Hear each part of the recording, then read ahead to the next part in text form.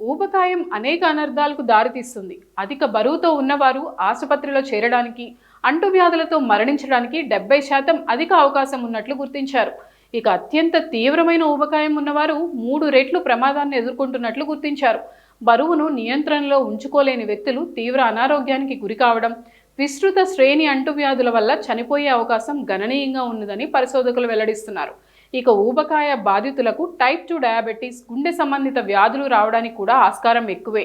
ఇవే కాకుండా వివిధ రకాల క్యాన్సర్లు సోకడానికి స్థూలకాయమే కారణమని పలు నివేదికలు స్పష్టం చేశాయి.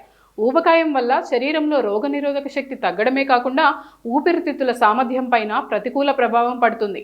ఊబకాయం వల్ల ఇన్ఫెక్షన్లు సోకినప్పుడు పరిస్థితి త్వరగా విషమించే అవకాశం ఉంటుంది. అంతేకాకుండా ఊబకాయం వల్ల శరీరంలో క్రానిక్ ఇన్ఫ్లమేషన్ అధికంగా ఉంటుంది. ఇది వైరస్లతో పోరాడే శరీర సామర్థ్యాన్ని తగ్గిస్తుంది. అధిక బరువు వల్ల ఊపిరితిత్తుల మీద ఒత్తిడి పెరిగి గాలి పీల్చుకోవడం కూడా కష్టమవుతుంది. ఇది న్యూమోనియా వంటి స్థితిలో మరింత ప్రమాదకరంగా పరిణమిస్తుంది. కాబట్టి ఊబకాయ బాధితులు ముందస్తు జాగ్రత్తలు తీసుకోవడం అవసరమని పరిశోధకులు సూచిస్తున్నారు.